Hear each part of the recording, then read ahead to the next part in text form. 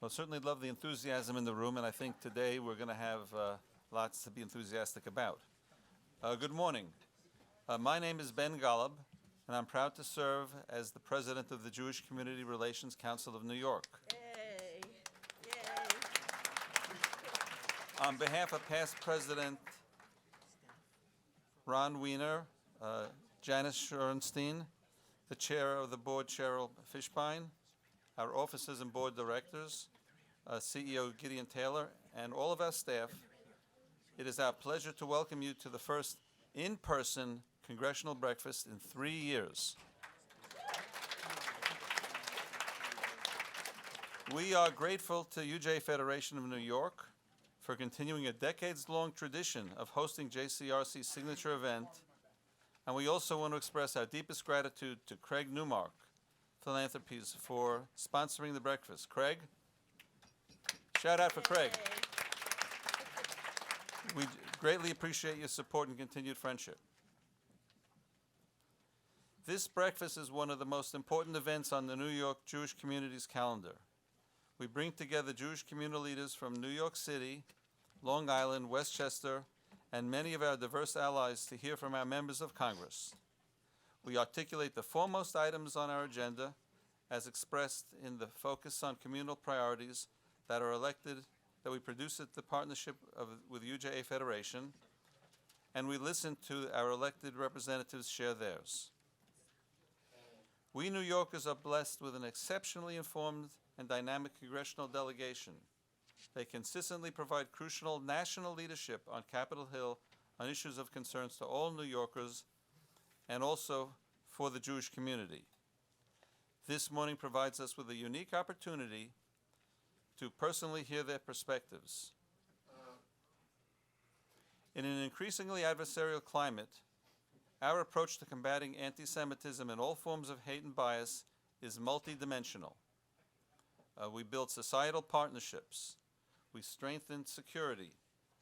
But most importantly, we educate the community about the Jewish people and our connections to the State of Israel. With dramatic change politically, both in the U.S. and Israel, answers cannot be discerned by relying upon simplistic, think by analogy logic, which so often leads to conflict. They must instead come from robust dialogue, deep engagement, and mutual understanding. No matter how complicated the issues are, the JCRC advocates and provides advice to our leaders and partners, fosters productive conversations within the Jewish community, not always so easy, and through our Center for Shared Society and its fellowships with New Yorkers of all faiths and ethnicities. More specifically, through our Community Security Initiative, a joint program with UJA Federation, we safeguard the nearly 2,000 institutions in downstate New York. And some of you may be aware that these efforts go even beyond that in terms of a partnership with the ADL, in terms of looking for hate speech on the web and taking actions accordingly. And there's been lots of things that were found and some things that really, perhaps saved some lives because of that effort. Through our life-changing study tours to Israel for diverse leaders, our Scholars as Bridge Builders program for college and university campus leaders, and through our educational initiatives in the K-12 schools, we provide a means to improve communal relationships and understanding. Through events such as this morning's breakfast, smaller meetings with government officials, and of course, our Celebrate Israel parade taking place this year on June 4th. And yes, we do expect and hope we can see all of you there. We ensure that our elected and appointed representatives appreciate the Jewish community's crucial role in the fabric of our city and suburbs, and the critical importance of the U.S.-Israel relationship. More importantly, together, we can make New York a better, safer, and stronger home for all. We thank each of you for your ongoing support as JCRC and all of our partners and member organizations strive to serve the evolving needs of our community. Now let me now introduce Eric. You want to step up?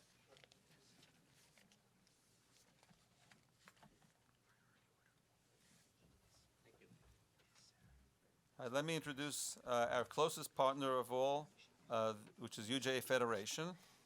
JCRC is privileged to serve. The JCRC is privileged to serve as one of its agencies and be a recipient of most generous support and guidance. UJA Federation has an incomparable leadership team led by the CEO, Eric Goldstein. JCRC is fortunate to work hand in hand with Eric and his colleagues. So please welcome a great leader and our friend, Eric Goldstein. Thank you. Good morning, everyone. Good morning, everyone. It's wonderful to be here with all of you. As Ben said, for the first time in 3 years, it's really great to see all of you here again. So the work of the JCRC has never been more important, and we at UJA are incredibly proud to be able to support its critical work. Ben mentioned the Community Security Initiative. This did not exist in 2018. The world has shifted dramatically, and the need for communal security, regrettably, tragically, is clearly ever more present.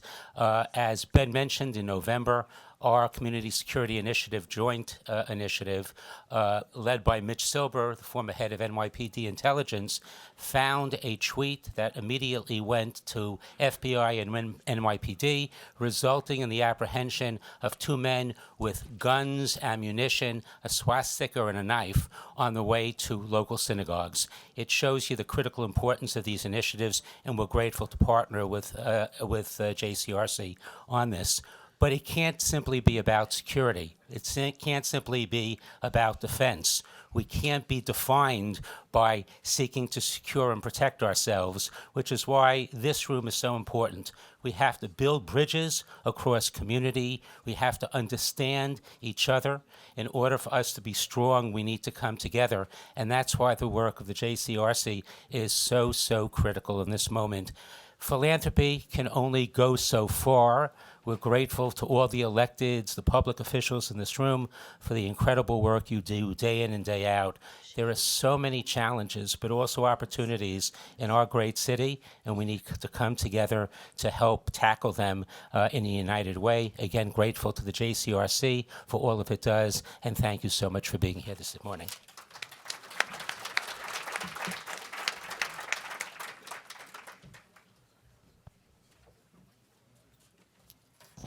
Good morning, everybody. It's so nice to have you here. I'm Cheryl Fishbein, JCRC's chair of the board, and I have the distinct honor of introducing our next speaker, a good friend and a good friend of JCRC, predating his appointment as Consul General of Israel in New York in October of 2021. As Consul General, Ambassador Asaf Zamir represents the state of Israel to communities in New York, New Jersey, Pennsylvania, Ohio, and Delaware. Formerly, he served as Deputy Mayor of the Tel Aviv City Council and as Israel's Minister of Tourism.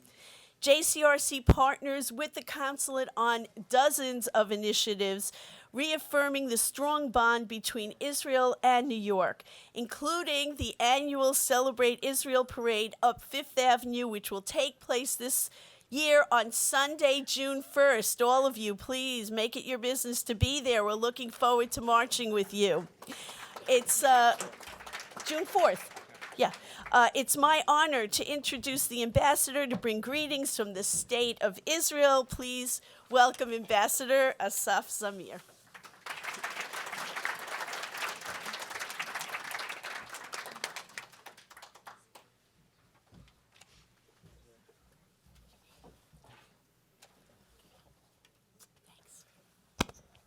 Greetings from the State of Israel. Hello, everyone. Good morning. I'm extremely honored and extremely happy to be here. Out of all the events I do, and some of you know I do a few, this is the one I feel most at home at, because JCRC, for me personally, is the oldest relationship I've had with any American organization before I ever knew I'd be appointed to a diplomatic mission, let alone this diplomatic mission. And it was just pure out of basic Zionism that when I was the deputy mayor of Tel Aviv, and I was called by a man I had no idea who he was, called Michael Miller, that said, it's too hard to explain, but I bring groups of people to Israel, and it would be very nice if you'd find the time to meet them, because we want to show them a certain part of Israel that you represent through Tel Aviv and what the city stands for. And I did that event. I went for dinner, and I met an amazing group of people from New York and talked to them without understanding the impact at all. Honestly, as all of the people in the room do, sometimes we just go to dinner because we have to. Sometimes we're looking for an excuse not to be home. And sometimes, I'm sorry, not you. I was talking just about me, I'm sorry. And sometimes it combines, and these dinners became something I enjoyed very much. And the reason I enjoyed them very much, most of you know, is because I spent some of my formative years as a child in Florida and grew up with a kind of dual identity, an American one and an Israeli one. From a Jewish home of Jews growing up in Florida to an Israeli home of Israelis and Zionists on both sides, gave me the opportunity that not many have to understand American Jewry and America the way that most Israelis sadly will not and don't, and to understand the complexity which is Israel in a way that most people living here will never to the full extent. And from understanding both of those comes the understanding of when people talk about shared values and shared interests and shared visions and shared fate, what that really means. And it's very, very, very hard to explain, and it's almost impossible to teach. But if there's one group of people I saw that understood and it was effective towards, was the group JCRC brought the first time I met them for dinner in Israel. And since then I've been saying, everyone should go to Israel. No matter what your opinions are, no matter what your knowledge base is, no matter what your politics are. Because at the bare least, you'll come home with a broader understanding of the challenges of the region, of the history of the region, and how it looks on the ground. The realities are much more complex than anyone will ever read anywhere. That's the worst case scenario. The best case scenario, and I've met a lot, and I see a lot in this room, are people that went out on JCR trips and came back loving the relationship between Israel and the United States, relating to at least a certain part that they saw on these trips. And for that, I went on to do these events on a yearly basis, sometimes twice a year, anytime I was called upon. Most of the times it went by and was a success. Sometimes it ended too late. Sometimes not everyone made it to the morning of these evenings, because Tel Aviv really is, I know you're from New York and you're very proud, but Tel Aviv really is a champion in the world in that aspect. But anyhow, in any way, it really was important. And the cherry on top was that when I was appointed to become the Consul General in Israel, I arrived here and saw a lot of people that I've already met and that have already become my friends throughout the years. And I was able to see what an amazing community of supporters Israel has here. And that's just one of the things JCRC does, which are so important to me and which I chose to talk about this morning. I want to thank you for inviting me. I want to thank all the extremely important people I see here in the audience for taking the time to strengthen a relationship that is important but is not a given, that will always need shared work, and that will always need the agreeing to listen and to talk about, and that will go through good times and worse, but at the fundamentals of it is extremely important. And I wish you all that we meet here next year with a relationship that is stronger, firmer, more open, and more loving. Thank you very, very much, and have a great year.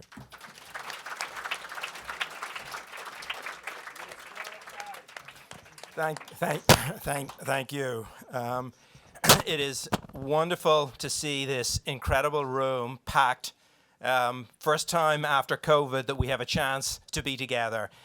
So many elected officials, and we're just catching people as they come. I just want to acknowledge, maybe hold your applause because it's a big list, but each of you perhaps can just wave so we can see you, acknowledge you. Mark Levine, Manhattan Borough President. Eric Gonzalez, maybe we'll hold applause because there's a lot of people. And we'll be maybe stand and wave. Eric Gonzalez, Brooklyn District Attorney. Melinda Katz, Queens County District Attorney. Alvin Bragg, Manhattan District Attorney. Linda Sepulveda, New York Senator, State Senator, 32nd District, the Bronx. State Senator Gusto. Excuse me. Sorry. Luis, did I say? I'm sorry. I'm on 3 different cards. Luis, sorry, Luis. Sorry. Thank you. Welcome. Thank you. Senator Gustavo Rivera, 33rd District of the Bronx. Senator John Liu, 16th District, Queens. Thank you. Senator Brad Holman Sigel, 27th District, Manhattan. Brad, thank you. Assembly Member Nili Rosick, 25th District, Queens. Nili. Assembly Member David Weprin, 24th District, Queens. Assembly Member Alec Borez, 73rd District, Manhattan. Alex. Thank you. Assembly Member Andrew Hevesy, 28th District, Queens. Lynn Schulman, Council Member, District 29 from Queens. Lynn. Council Member Linda Levy. Oh, sorry, Linda. Sorry. Linda Levy. Linda Levy's an old friend of mine. Linda Lee is a newer friend of mine from our time in Israel. So 2 friends. Linda, great, thank you. And for being in Israel. Apologies. And another old friend of JCRC, Councilmember Gail Brewer. Gail. And Assembly Member Tony Simone, 75th District, Manhattan. Tony. Great. Thank you all for joining us and being with us. Cheryl.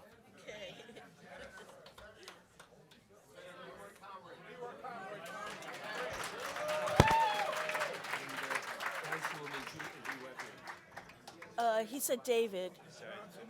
Well, wait, no, by the way, there will be a return where, as people are coming in, we're adding them to our list, and Gideon will be back to mispronounce names for us. Okay. It is our pleasure to begin our congressional presentations with our very own Congressman Jerry Nadler, who will be introduced by JCRC board member Anna Prop Riesenberg. Thank you.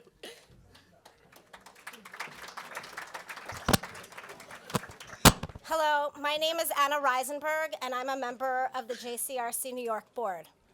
It is our pleasure to welcome Congressmember Jerry Nadler, a representative from the 12th District on the Upper West Side, East Side, and Midtown Manhattan.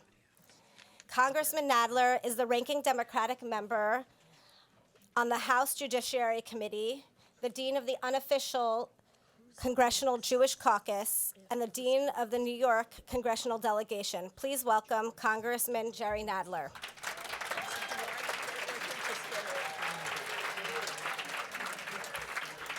Congressmember Nadler, you recently authored an article on the Israeli newspaper Haaretz, which expressed concern with the potential for Israel's new governing coalition to restrict some of the rights and freedoms on which the Israeli democracy was established. What are your thoughts on how the United States should engage with the Israeli government to ensure that Israel remains committed to its founding principles of equality and democracy? Well, first, let me thank the JCRC, and I'm glad we're getting together again for the first time in 3 years, and I'm glad now that this is in my district, which it didn't used to be. First, I approach the question out of a deep love for Israel as a proud Jew and as a representative of a district that epitomizes the rich mosaic of American Jewry.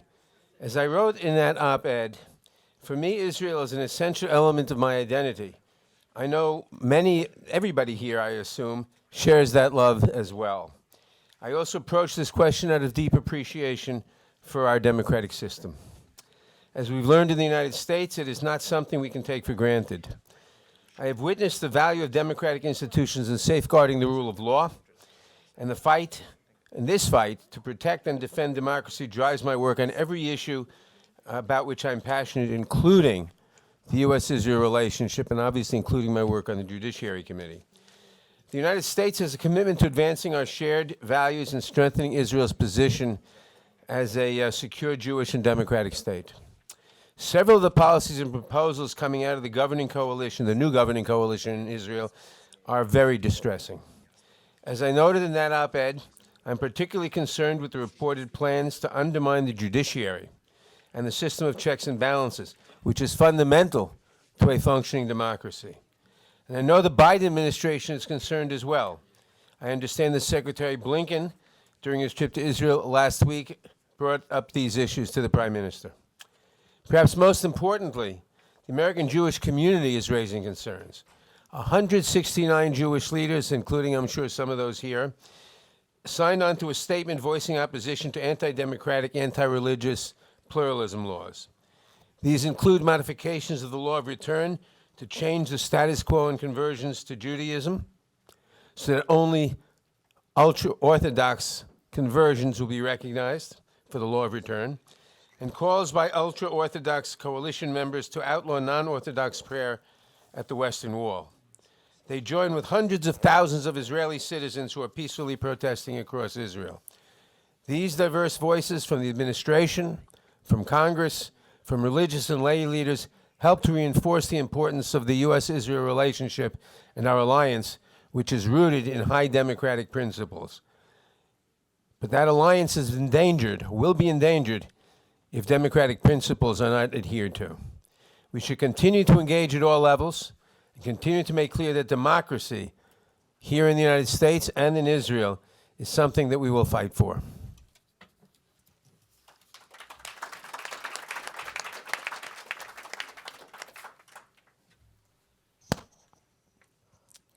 Congressmember Nadler, as you face a session in Congress as a member of the Democratic minority after your party held majority for the past 2 sessions, how do you see yourself and other Democrats within the House working to defend civil liberties as the current session moves forward? Can you tell us what specific civil liberties you will be prioritizing? Well, it's difficult to say what we'll be prioritizing because as a member of the minority, you do not control the agenda. In the last Congress, when I was chairman of the Judiciary Committee, I passed key legislation through the House protecting civil rights and civil liberties. This includes legislation to strengthen the Voting Rights Act, to provide comprehensive protections for LGBTQ Americans, and to provide for ratification of the Equal Rights Amendment. In addition, we passed important criminal justice reform legislation, including a bill to ensure that law enforcement is held accountable and legislation reforming our marijuana laws. I will continue to advocate strongly for all these measures. I was also proud to stand next to President Biden when he signed into law my bill enshrining marriage equality. Things will be very different over the next 2 years, however. For one thing, the new Republican majority has renamed the Subcommittee on the Constitution, Civil Rights, and Civil Liberties to be the Subcommittee on the Constitution and Limited Government. That seems to be an indication that civil rights and civil liberties will not be a priority for them, as if we didn't know that. Instead, I expect that much of my time will be spent defending against incursions on civil liberties, such as a nationwide ban on abortion, which they clearly want to do, attacks on transgender youth, and restricting voting rights. Where possible, I'll certainly work with my Republican colleagues. And one place where we may find bipartisan agreement is on curtailing excessive government surveillance and data collection. We passed several bills in this area on a bipartisan basis in the last Congress, and I hope we can continue to work together on these issues. Unfortunately, though, I think that much of my work will be focused on defending against legislation that's hostile to civil liberties. I've always found the JCRC to be an important partner in my work advocating for civil rights and civil liberties. I look forward to continuing that important work together. And now I hope you'll forgive me if I have to leave early. Today is my wife's birthday. Thursday is my son's birthday. Joyce always says he was a nice birthday present. And it's also Stuart Shorenstein's birthday. But I've got to leave to go to a breakfast brunch with my wife and my son and 2 grandchildren. Thank you.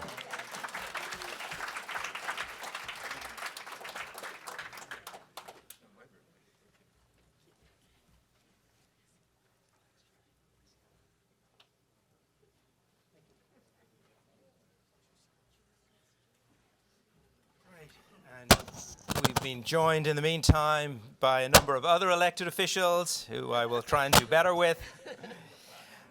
Good friends of JCRC, Assembly Member Jennifer Rajkumar.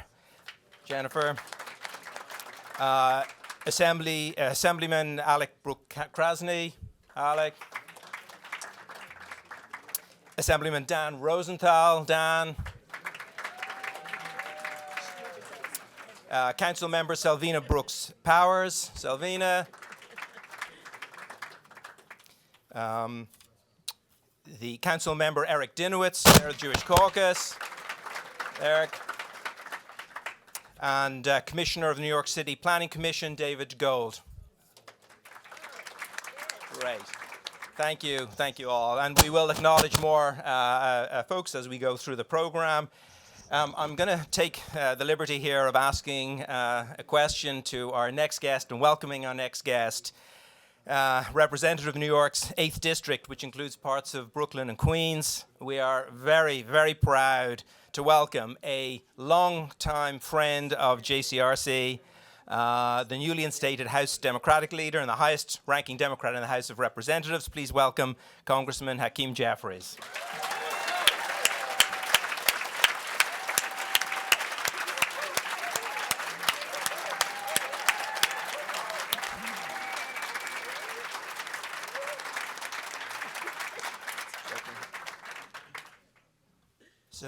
So, as leader of the House Democrats, if you could give us a sense of the legislative priorities that you see in terms of delivering service to the people of the City of New York, and also we'd appreciate your thoughts on the rising levels of anti-Semitism that is providing such concern to this group and to our wider Jewish community. Well, Gideon, thank you so much. It's an honor and a privilege to be here, and to Cheryl and Eric Goldstein, who I had the opportunity to start my career in law with at Paul Weiss, and certainly to Michael Miller and all those assembled, all of my wonderful colleagues in government, members of the Congressional delegation, and others. It's always a privilege to have the chance to be here at JCRC for this congressional breakfast. I'll dive right into the question, but look forward to continuing our work together as we move forward with your mission of strengthening the ties between New Yorkers and Israel, the ties between different communities that are very diverse within our beloved New York City. In terms of our priorities, a lot of what we want to be able to do is to build upon the tremendous work that has already been done. An incredibly successful congressional session over the last 2 years.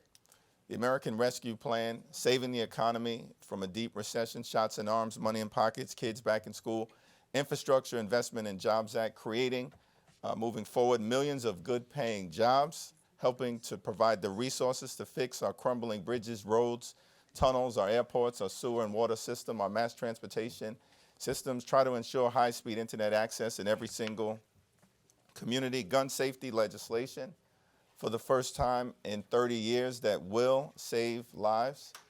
$250 million in grant money that will be available to organizations here in the city of New York and beyond.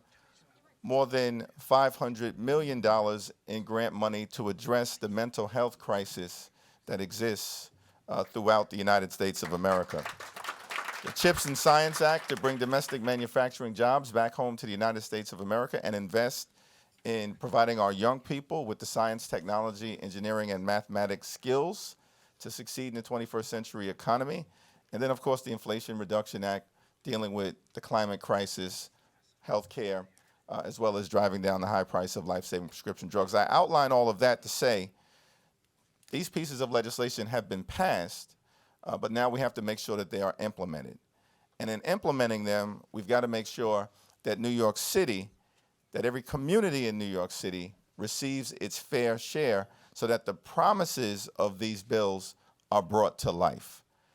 At the same time, of course, the stunning rise in anti-Semitism and hatred, intolerance directed at the Jewish community, as well as the rise in instances that we've seen where physical harm is done, is a stain on our society and has to be confronted with the fierce urgency of now. We've taken some steps in Washington, including by making available approximately $300 million in assistance for not-for-profit organizations to be able to strengthen the ability, particularly within the Jewish diaspora in America, to provide for security and safety for those who may attend synagogue or shuls or schools or otherwise commune with each other, and should have the ability to do that free of hatred directed at you because of your religious practices. Dr. King said, "Injustice anywhere is a threat to justice everywhere." The attacks on the Jewish community, the rise in anti-Semitism is an attack not just on the Jewish community. We all should view it as an attack on all of us, and we will continue to stand with you until we crush anti-Semitism here in the United States of America. Thank you so much. One more question. You have been through JCRC, starting with JCRC, a friend of Israel. I think you've called Israel the sixth borough of New York City. Deep concern in our community about the rise in terrorism, most recently the synagogue in Jerusalem. Certainly a strong feeling among many in the Jewish community of the importance of the partnership and of the military assistance for Israel. Would you be able to share with us your thoughts on how you see that relationship, that military assistance, and that partnership with Israel? Yeah. Thank you. Well, thank you so much. I have had the opportunity now to visit Israel 5 different times, but the first time was with JCRC as a member of the New York State Assembly back in my first term in that body. Every time I've had the opportunity to visit, you learn something new, but it always reinforces, of course, the importance of a tremendously strong and special relationship between our two countries, anchored in shared democratic values, but also shared strategic interests, which speaks directly to your question. Now, this is an issue that, for a variety of reasons, is of significant importance to me, including based on the district that I've been privileged to represent for the last 5 terms, an incredibly diverse district. But as some of you know, the 9th most African-American district in the country and the 16th most Jewish. As my good friend Leon Goldenberg often says, Hakeem, you got the best of both worlds. And that is absolutely the case. And so, in addition to the shared value and shared strategic interests, just the fact that it's important to recognize Israel as a place that is and always shall be a Jewish and democratic state is important to me. And that special relationship is, of course, anchored in the strategic interest. Now, when I went the first time on that trip with Janice, Michael Miller, one of the conversations that I've had that has always stayed with me is a discussion that I had with someone who was part of the IDF at the time, and I just asked sort of how he would sum up Israel's situation in the region. And he said, Hakeem, Israel lives in a tough neighborhood. And I've never forgotten that description. And this is someone, I grew up in Crown Heights. I talked about that a lot in the midst of the very difficult period of time in the 80s, early 90s. Think about Israel, Hamas in Gaza, dangerous situation in the Sinai, Hezbollah to the north in Lebanon, chaotic situation, Al-Qaeda, ISIS, others, Russia in Syria to the east, still dealing with uncertainty in Iraq, and Iran with nuclear aspirations threatening to wipe Israel off the face of the earth. By the way, we will not allow Iran to ever become nuclear capable. But that is, having grown up in central Brooklyn in the late 80s, early 90s, I know from tough neighborhoods, that's a tough neighborhood. And in a tough neighborhood, at the end of the day, the only language that people respect is strength. You can achieve peace, but it's peace through strength. And so I think the congressional delegation will remain committed on the Democratic side, every single member who's here, to ensuring that we maintain Israel's qualitative military edge, that the memorandum of understanding that was first signed by our two countries with leadership from President Obama and Prime Minister Netanyahu at the time, that we ensure that that $3.3 billion in security assistance every year is maintained without conditions, and that the $500 million in assistance related to missile defense, David's Arrow, David's Sling, of course, Iron Dome, is maintained as well. That is our commitment. It's rock solid, and we will never waver from it.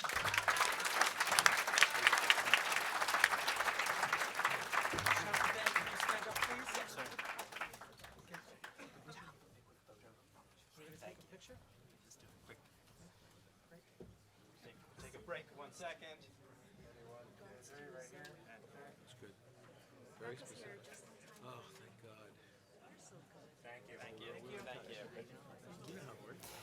Okay, two more officials. I'd just like to acknowledge State Senator John Liu. John is here. Thank you. And Council Member Julie Menon. Julie, thank you for being here with us. Thank you. Thank you. It's our pleasure to have Jay Hershenson, our board member, introduce our next Congresswoman, Grace Meng, who's a wonderful, wonderful friend of JCRC. Come on up.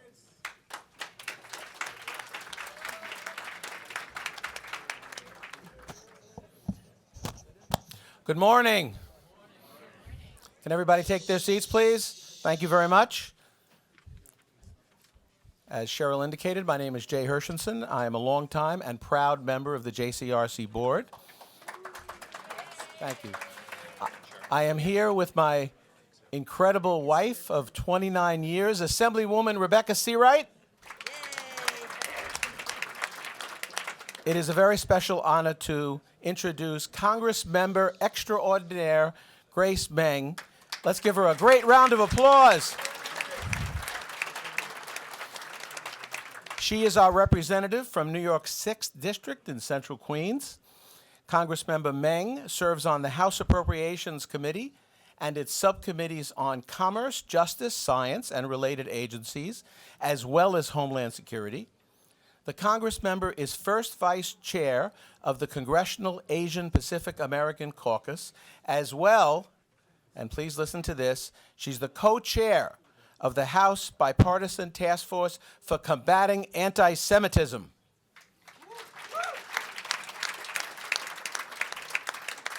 We at JCRC are very proud to announce that in the coming months, Congressmember Meng will lead a JCRC New York study tour to Israel for a select group of elected officials and community leaders in Queens to further bring diverse communities together. Thank you, Congressmember Meng.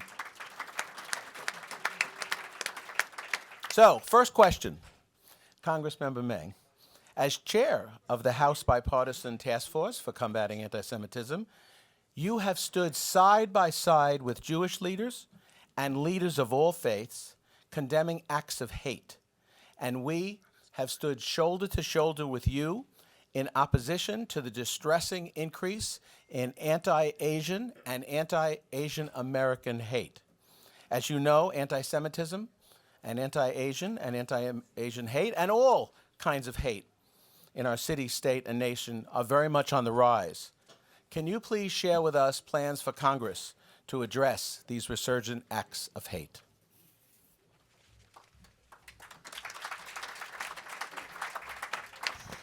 Good morning, everyone. Thank you so much, Jay, for the kind introduction and to the question. I'm excited to be here today. It has been a long time. These are one of the few Sundays where my pastor says I can skip church and come here. But I also want to, it's only when you come to the breakfast early enough that you get to speak before the chair and ranking member of the House Foreign Affairs Committee, Greg Meeks. I do want to quickly acknowledge a few VIPs because it doesn't count unless we've said it ourselves, right? But to Ambassador Zamir, to you and your team, thank you for your leadership. To Ben, to Eric, to Cheryl, and of course Gideon, thank you so much for all of your work. And I do always have to acknowledge my good friend, Michael Miller. Just like our leader, Hakeem Jeffrey, said, my first trip ever to Israel was also through JCRC. And I recommend it as a trip for anyone because it was my very first trip. And even though we hear and discuss a lot of the important issues, not until you are able to visit and to talk about these issues and how they impact real life people in Israel, it's just incredibly impactful. I do want to give a quick shout out to some of our local elected officials in my district. Jay does such a good job in the leadership of CUNY and Queens College, which is in my home district. And we appreciate so much that the work that Queens College does. And I can't help but recognize my good friend, Assemblyman Danny Rosenthal, who we have collaborated in amazing ways to bridge communities such as the Asian American community and the Jewish community. Communities who live side by side on Main Street, Queens, but don't have enough opportunities to truly interact and to work with each other and to understand each other.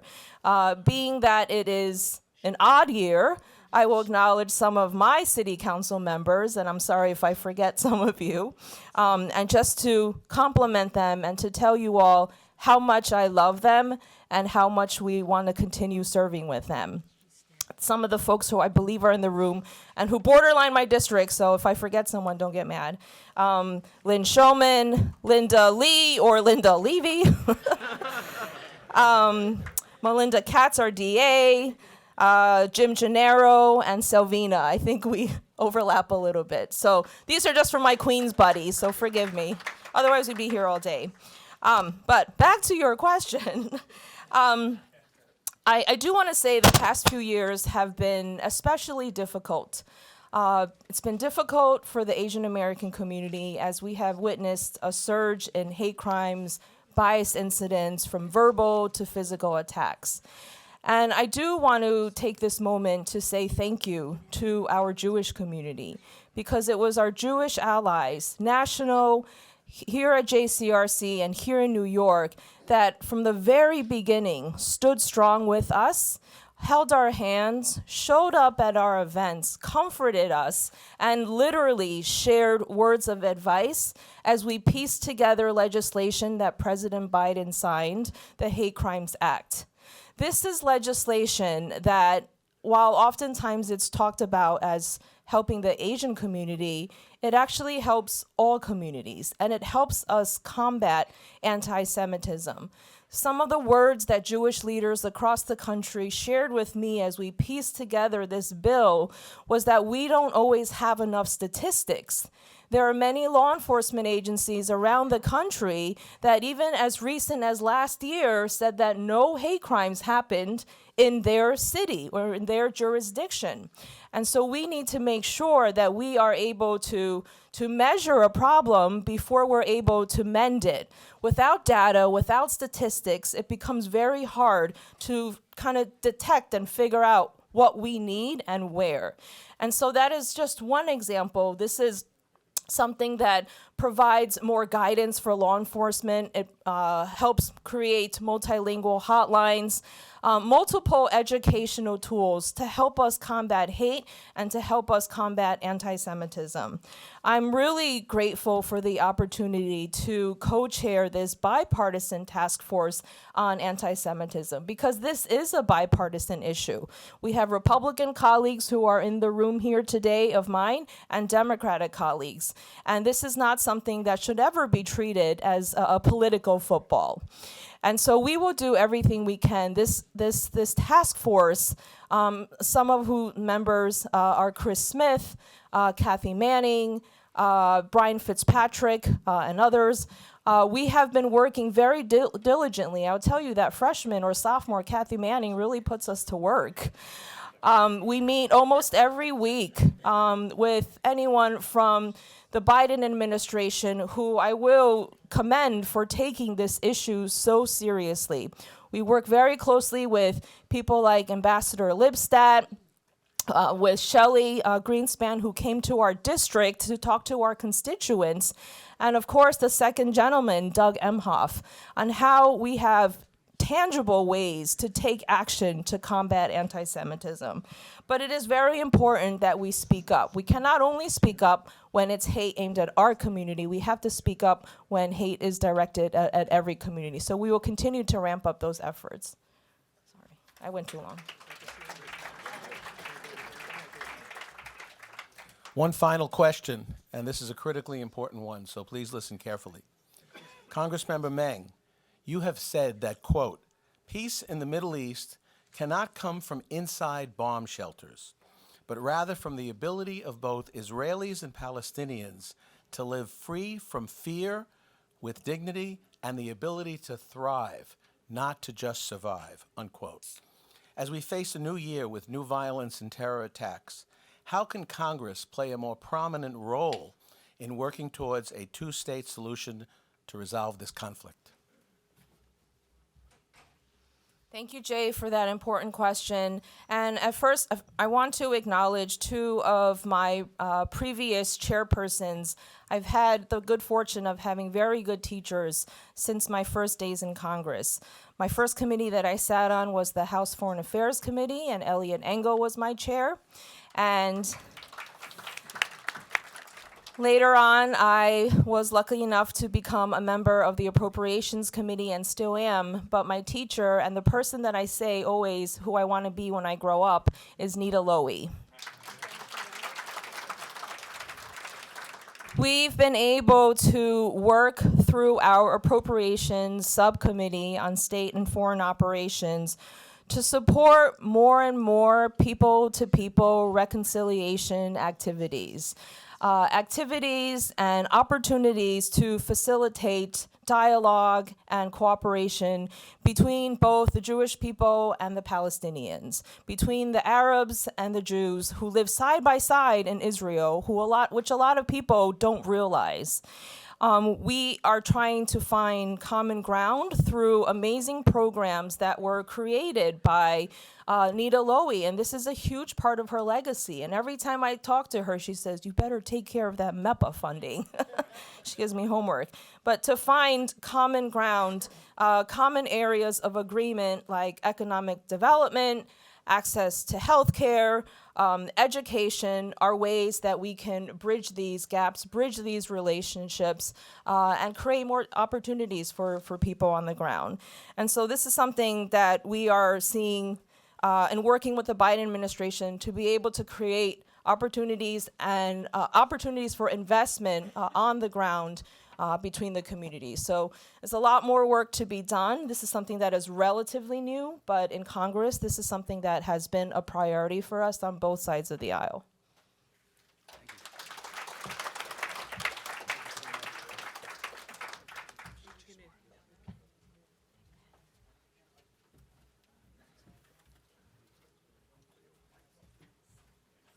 Great, and I want to acknowledge more elected officials, and I'm sorry if I haven't got to everyone yet, and other guests and friends here. We have a pretty crowded room here, and people still arriving. Senator Leroy Comrie, 14th District, Queens. Rebecca Seawright gets acknowledged also by the official announcer as well as by her husband. Proud to have Reverend Jacques de Graaf, our annual benefit honoree and friend of JCRC. Fred Tang, the president of the America-China Public Affairs Institute. Alexei Goncharenko, member of parliament of the Rada, the Ukrainian parliament. Many members of the diplomatic corps here. Very proud to have Israel Nitzan, close friend of JCRC. Deputy Consul General of Israel, friend of many people in this room. Adrian Kubicki from the Consul General of the Republic of Poland. Ambassador Uzgur, the Turkish Consul General. Daisuke Sakuraba, Consul General of Japan, joined by colleague Akira Endo. Thank you very much. Angel Angelov, Consul General of Bulgaria. Thank you very much. Ambassador Blerim Reka, Consul General of the Republic of Kosovo in New York. And Eva Maria Marks, head of the press department of the Consulate of Germany in New York. Thank you.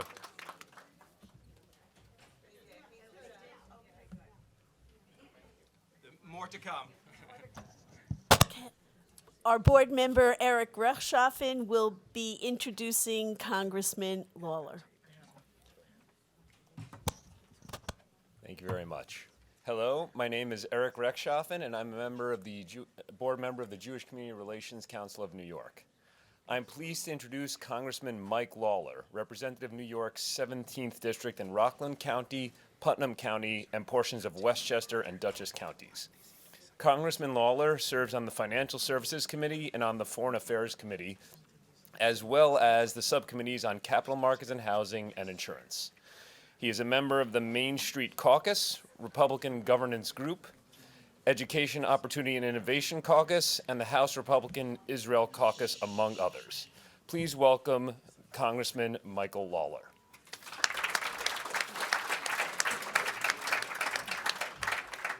The first question is, Congressman Lawler, recently you released a statement strongly condemning the deadly terrorist attack at a synagogue in Jerusalem that claimed 7 innocent lives and caused grievous injuries to many others. Can you please elaborate on how you will work with Speaker McCarthy and House leaders to make sure that Israel is given the tools to ensure its security?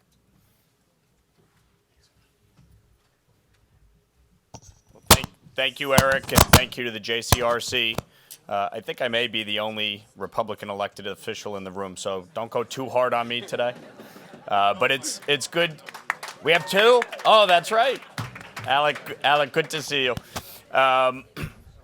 It's great to be here, and it's great to be here, especially with so many of my former colleagues in the state legislature, many of whom I worked with on a number of key initiatives.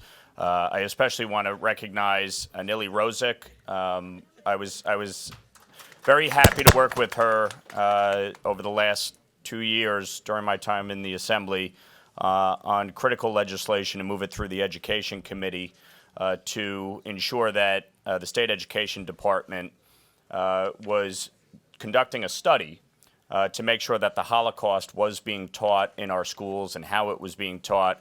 That is Nilly's bill. She championed it, and I was proud to work with her to get that passed last session. So thank you to Nilly for all of her work. And I want to also recognize my former colleague, and I don't know, maybe future colleague, depending on what happens in New York 3, Dan Rosenthal. He's a good friend and colleague. But look, it's great to be here. You know, my district, New York 17, is home to one of the largest Jewish communities in the country. I have about 100,000 residents who practice the Jewish faith, including a large Orthodox and Hasidic community in Rockland County. So the issues of Israel and its security, the issues of anti-Semitism and the rise of anti-Semitism are of the utmost importance to me. And, you know, my district, my predecessors are Nita Lowy, Elliot Engel, and Ben Gilman. And all three have played a significant role in the U.S.-Israeli relationship. And so that is something that I am proud to continue in the good work that they have done. As a member of the Foreign Affairs Committee, including the subcommittee on the Middle East, we will be having a lot of oversight with respect to the State of Israel. But as Leader Jeffries pointed out, there is broad bipartisan support with respect to the Memorandum of Understanding and ensuring that the United States continues to fulfill its financial commitment to support the State of Israel. And obviously, I think we need to be very diligent with respect to terrorism. There are a lot of challenges going on in the world right now. Obviously, the Russian invasion of Ukraine is top of mind. My wife is from Moldova. Her family lives about 30 miles from the Ukraine border near Transnistria, which is Russian-occupied.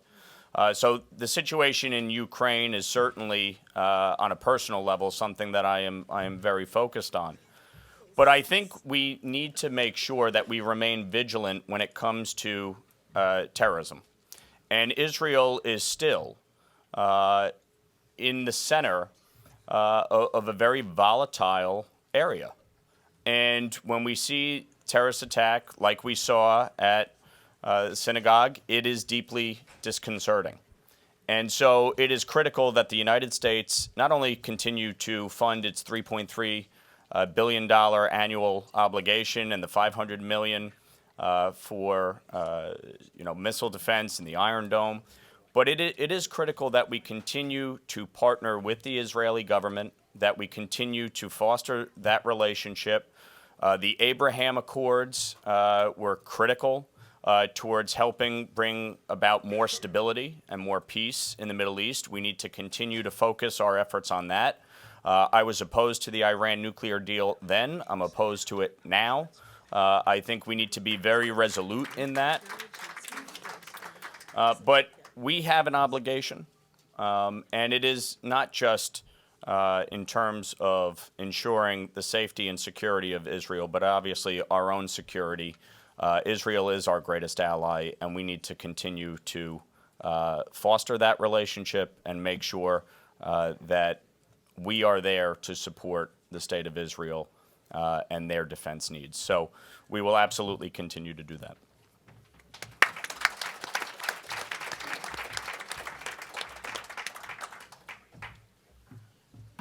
Thank you very much. Congressman Lawler, as you alluded to, the 17th District is also home to one of the largest Jewish populations in the country.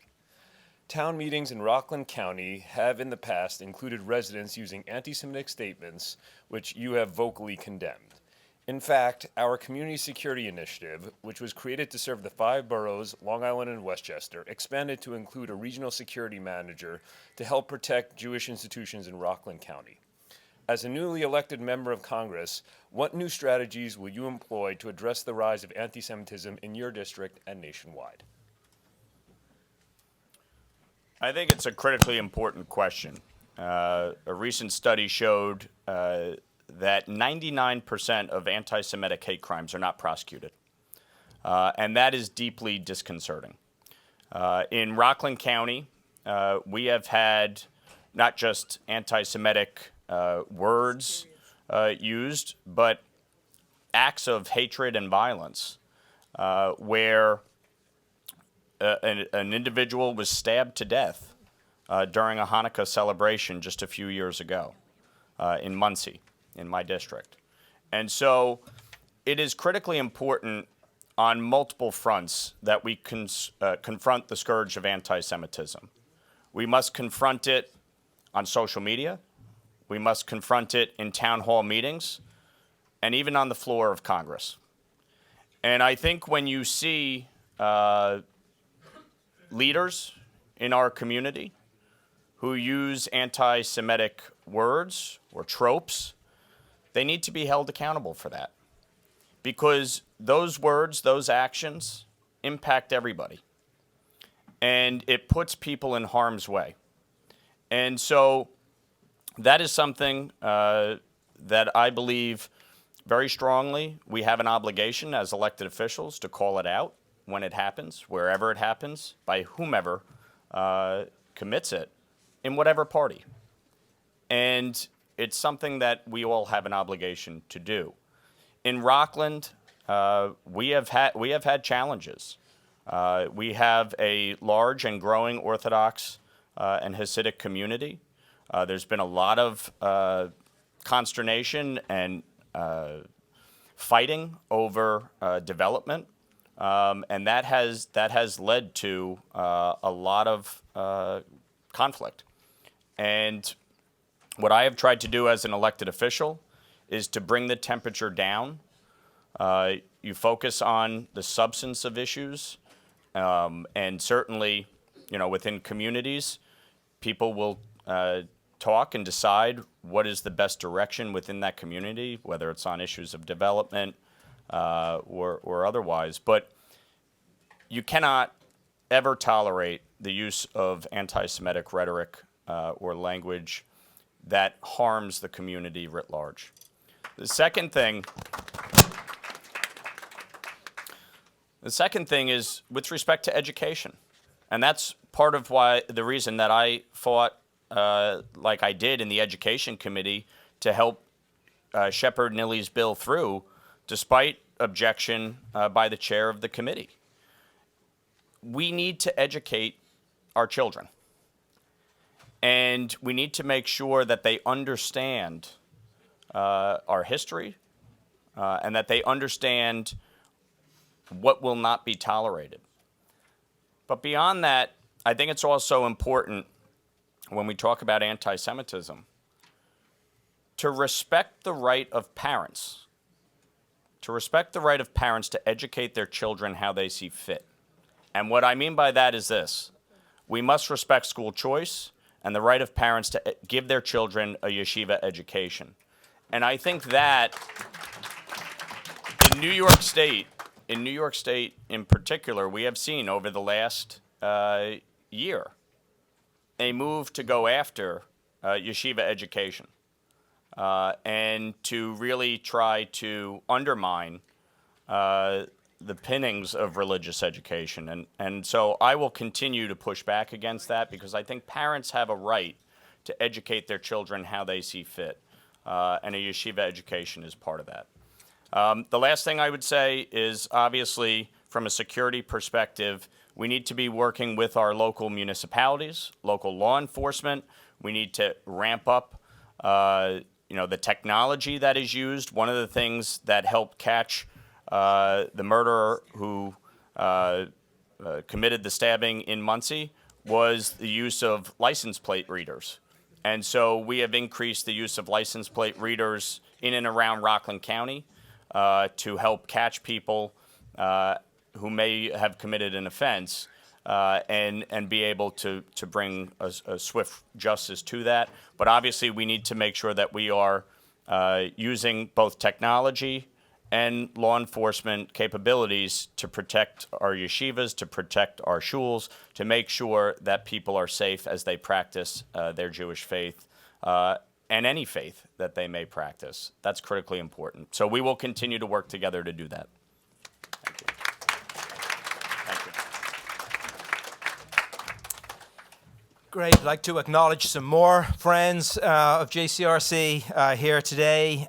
There's President of the CUNY Graduate Center, Robin Gorell, Larry Johnson, President of the Stella and Charles Gutman Community College, and the President of the CUNY School of Professional Studies, Jorge Silva Puras. Three of you are here. I think all came with us to Israel. Three presidents from the CUNY system, and glad to have you with us today. Thank you. Also joining us, Joe Rosenberg, Executive Director of the Catholic Community Relations Council, David Greenfield, CEO of Met Council, Betty Ehrenberg, Executive Director of the World Jewish Congress North America, Yeracham Silber, Director for Government Relations at Agudath Israel of America, Jason Coppell, Northeast Political Director of AIPAC, Scott Richmond, the New York, New Jersey Regional Director for ADL, Todd Richmond, Chair of the Democratic Majority for Israel, Aldrin Ennis, Outreach Director of AIPAC, Avi Poznik, Executive Director of the Northeast for Stand With Us, Jason Guberman, Executive Director of the American Sephardi Federation, Deborah Lauter, Executive Director of the Olga Lengel Institute for Holocaust Studies, Suzanne Grant, Treasurer of JFNA, Avraham Hecht, the Executive Director of the Jewish Community Council of Canarsie, Gil Sigler, the Vice Chair of JCC Canarsie, Corey Birak, the Chair of the Executive Committee of the Northeast Queens Jewish Community Council, Jenna Citron Schwab, the Executive Director of the Queens College Hillel, David Lee of KPAC, and Sandy Hecker, UN Representative of the NGO Save Cambodia. We will return with more acknowledgements of friends shortly. Thank you, Gideon, and again, thank you all for being here. Our board member, Jeff Levine, will be introducing Congressman Gregory Meeks. With pleasure. Thank you, Cheryl. If there's anybody who hasn't been introduced, let me know. I'll mention your name to get here. So I've had the privilege of knowing Congressman Meeks for over 25 years, being from Brooklyn and Queens myself. I'd like you all to welcome him, representing New York's 5th District in Queens, and part of Nassau County. Congressman Meeks is the ranking Democratic member of the House Foreign Affairs Committee. He serves as the senior member of the Financial Services Committee and the Subcommittee on Consumer Protections and Financial Institutions, and the Subcommittee on Investor Protection, Entrepreneurship, and Capital Markets. You've got a lot to do. The Congressman is also a member of the Congressional Black Caucus and leader of the Queens Democratic Party. It's my pleasure to call to the podium Congressman Greg Meeks.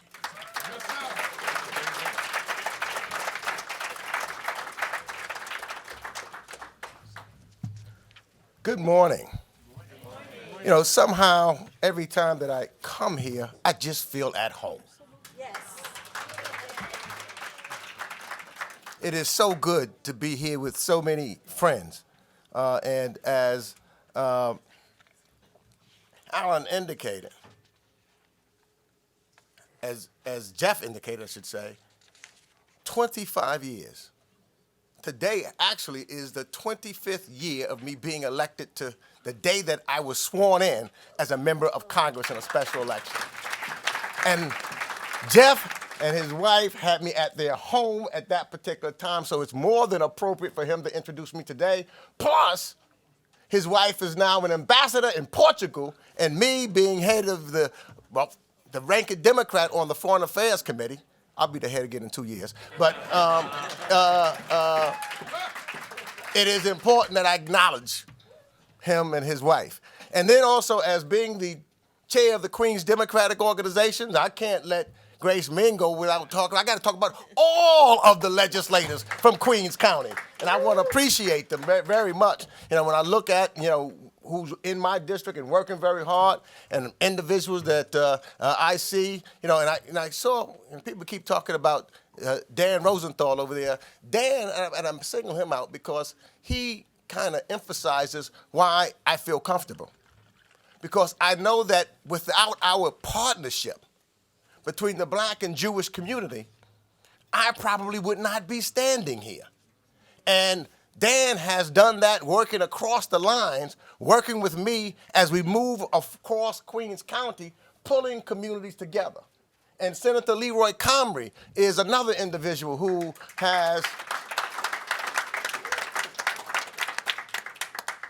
taken the storm as the chair of the Corporations Committee in Albany. And the last particular shout out is, I know from being in the Congress that you don't do anything, to get your votes together, et cetera.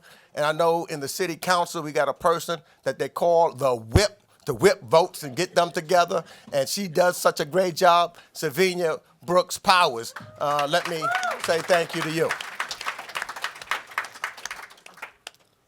And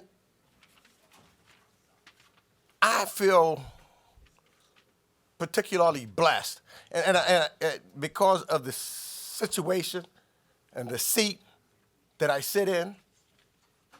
And I know, though, at the time that we're living, that everyone in this room shares my concern for the well-being of the Jewish state of Israel.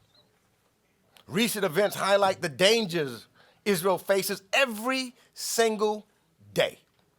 Not only have we witnessed an aggressive resurgence of terrorist violence emanating from the West Bank, but the situation in Gaza remains extremely tense. On Israel's northern border, Lebanon has deteriorated into a failed state. A conflict continues to simmer in Syria, and Iran continues to stockpile highly enriched uranium that is only meant for use in obtaining a nuclear weapon.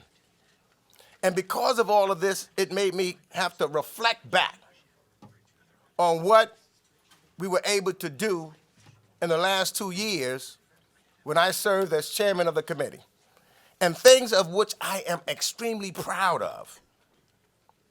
So I jotted down certain things, and I said this, I think, the last time that I was becoming the chairman, the very first trip that I led abroad was to Israel. And that wasn't by accident. And when I was there, I met with then Prime Minister Bennett, who had just assumed office. At that time, I also visited the future Prime Minister Lapid. The relationship that I developed on that trip served the U.S.-Israel policy very well, I believe, over those 2 years.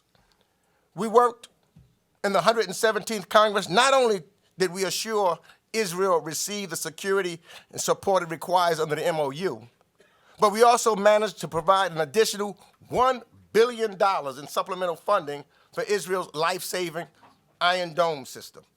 We worked publicly and privately to nurture and strengthen the successful Abraham Accords and began the delicate diplomacy to expand the accords and hope that there will be continued and more people part of those accords. Over the last 2 years, U.S.-Israel military cooperation has continued to expand to unprecedented levels. This includes the recent full-scale simulated strikes jointly undertaken by the United States and Israel militaries. And we worked in a bipartisan manner to fashion regional military cooperation with Israel and regional Arab states to begin the process of developing a joint regional missile defense shield against Iran. We also introduced and passed the bipartisan Stop Iranian Drone Act to further hinder Iranian UAV production. And I'd like to note that we were doing that well before the drones appeared in Ukraine. We worked together to strengthen Israel's relationship in the Eastern Mediterranean, to push the European Union to designate Hezbollah as a terrorist organization, and to fight against the biased Commission of Inquiry at the United Nations. We worked closely to monitor the administration's nuclear negotiations with Iran, which I can now officially report is, in fact, off the table. Now, that does mean we have to work together. And I look forward to working together with Michael McCall, because at least I know on the Foreign Affairs Committee, we work in a bipartisan manner because Israel should never, ever be a partisan issue in the United States Congress. And one of the I'm proud that as I talk to Michael McCall, whether I'm the chair and he's the ranking member, or I'm the ranking member and he's the chair. I just talked to him a couple of days ago. We're not going to let the noise outside of Congress, we're not going to let the fights and the disputes we will have within Congress cause us to have a split in our relationship, especially as it pertains to Israel.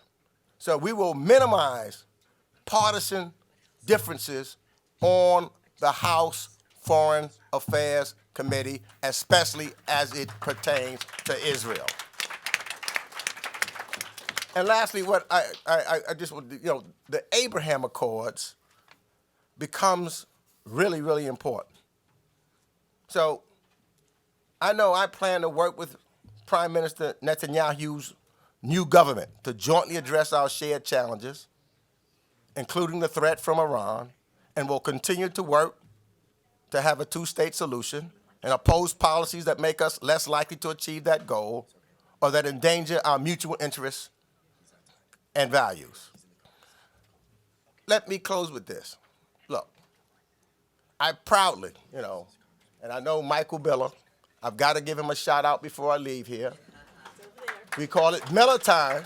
I joined with Grace and Hakeem saying the very first person that took me to Israel where I learned so much was on Miller Time with Michael Miller.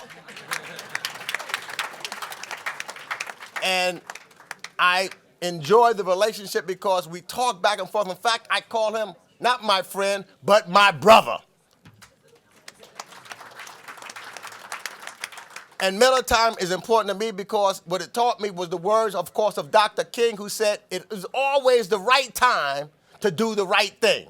And it's always the right thing to stand up for Israel, to fight anti-Semitic tropes, to fight against those individuals who have hate, and then to stand together. We walked across the bridge together. We stand in synagogues together against hate. And the Jewish community, a large part of which I represent, walked together when we had problems and the horrific death of George Floyd and the comments and standing up what took place currently with Mr. Nickel. It is us together. The examples that we share, because we share, for me, a special bond. African Americans, particularly with the Jewish community. We share a special bond. And that bond, because of all that we've gone through, that bond, if we stand together, we can help lead the rest of this planet to get rid of hate once and for all, because we suffered from it, we are tired of it, and we're going to stand up because truth will win. And we will do it collectively together because we are one. Let's do this.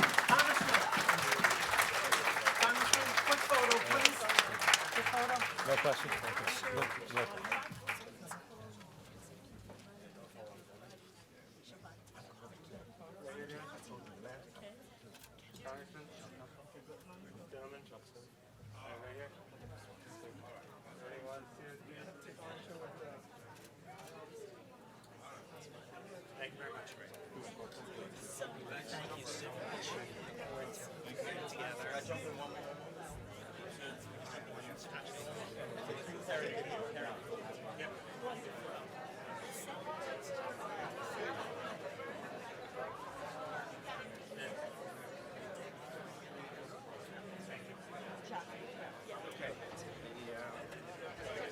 Okay, thank you. If you can take your seats.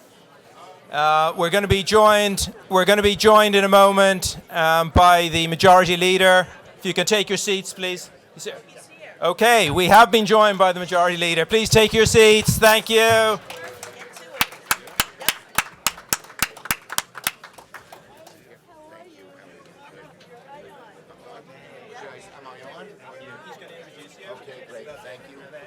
Thank you. Boy, nice crowd. First time in how many years? 3 years. 3 years. Did we do a Zoom last year? Yeah, they did interviews. Guys, quiet.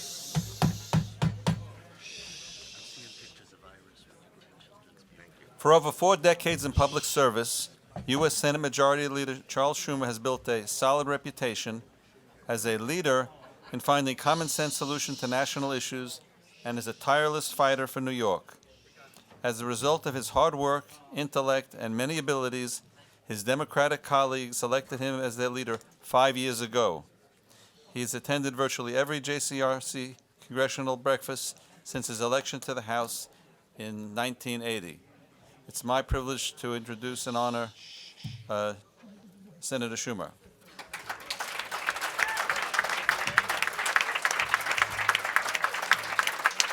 Thank you. Thank you, everybody. It's good to be back after 3 years, and I see standing room only crowd. That's great. So I want to thank everybody. I want to thank Cheryl Fishbein, our great chair of the board. Yes, deserves. Bennett Golub, your great president.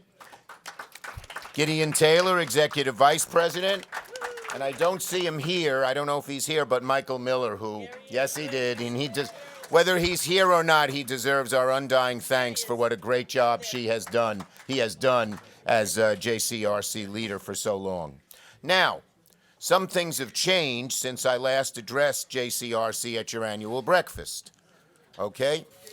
Last November, I was re-elected to my 5th term in the Senate. I am the first New York senator ever to have 5 terms. My mentor Moynihan had 4, but this is 5. And a more personal note, the last time we got together, I was the proud and happy grandfather of one, Noah Melvin Schumer Shapiro. They have long names these days. Today, I am the proud and happy grandfather of 2, Noah and Ellie, and very soon, God willing, I will be the proud grandfather of 3. My daughter Allison's wife is due February 24th, very soon. So I feel blessed. There are also some things that haven't changed a bit. I'm still the highest ranking Jewish American ever elected to office in the United States of America. I am still the first and only Jewish American to serve as Senate Majority Leader. And I am still fighting as hard as I can with more energy than ever for all of you. Now, in Washington, you know we wrapped up one of the most productive 2 years in the history of the modern Senate. People compare it to the LBJ decade, and even a few who care a lot about climate, because we did so much on that, to the Rooseveltian era. But we did pass huge amounts of legislation. Historic climate legislation, the first gun safety bill in 30 years. As many of you know, I was author of the Brady Law and the assault weapons ban, but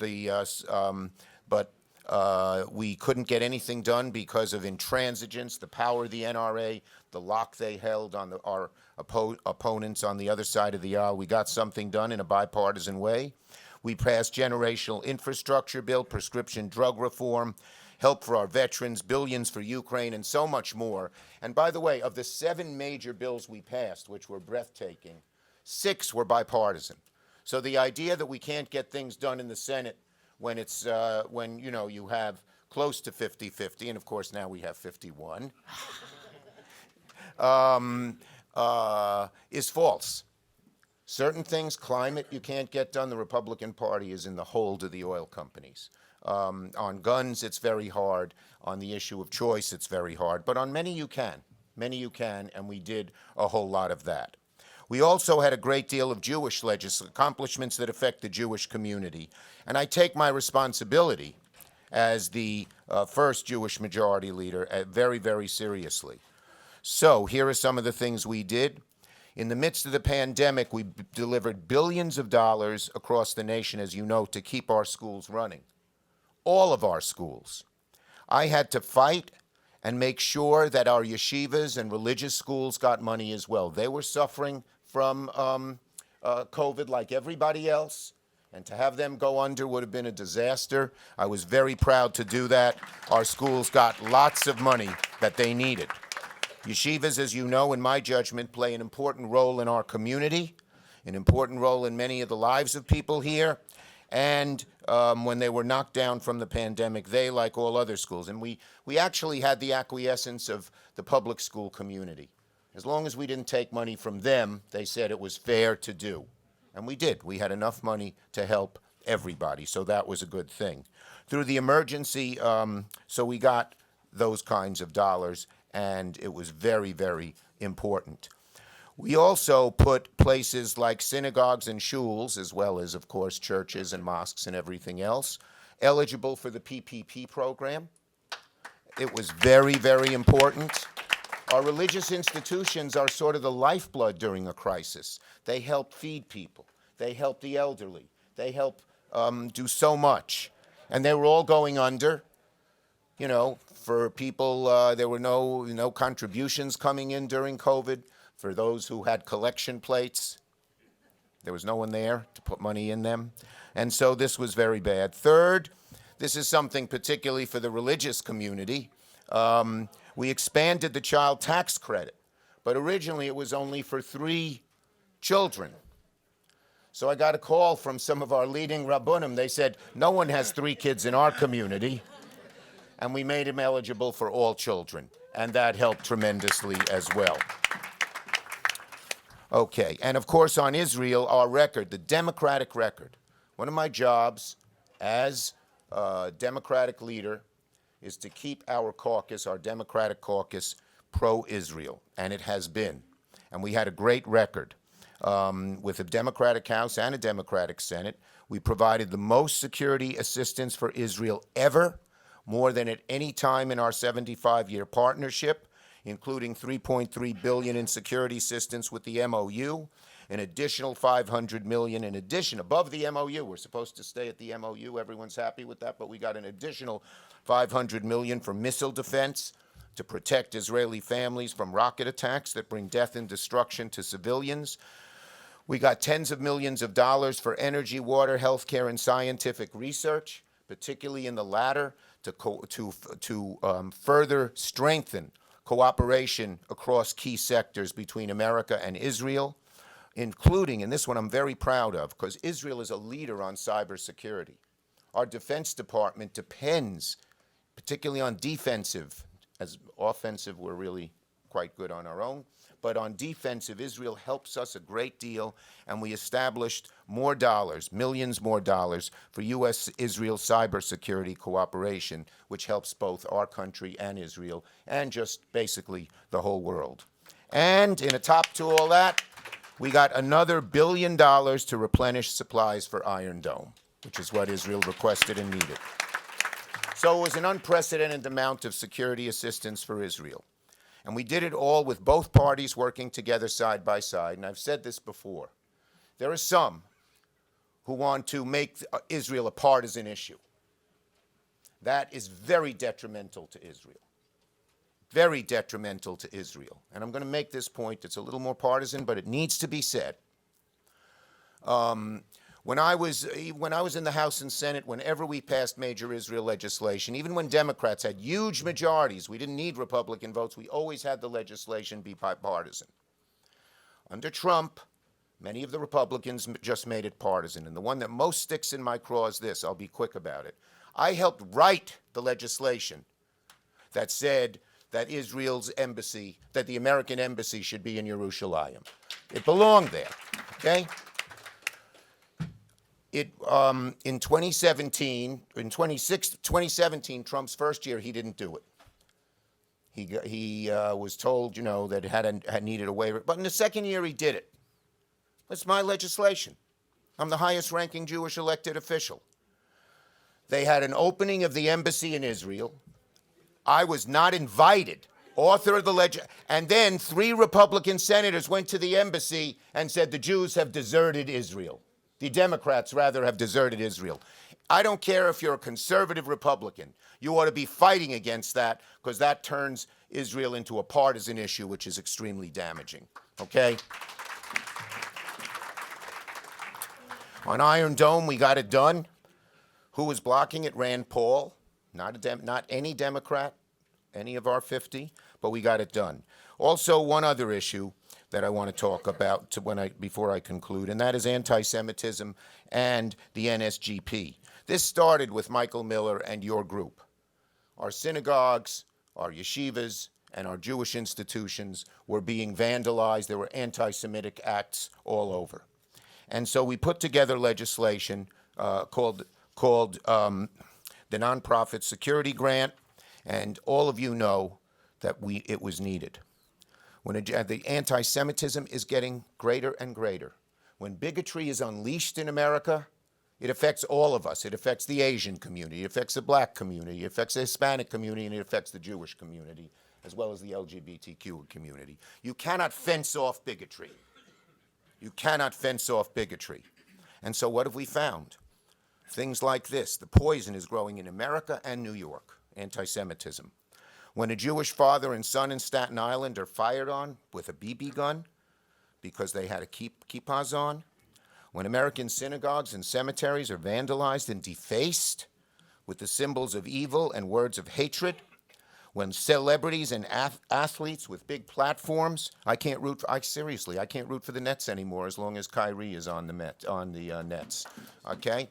And it's a Brooklyn team, and I helped get them money to build their stadium, but can't root for them anymore. It's awful. So it's impossible to deny that anti-Semitism is a big project.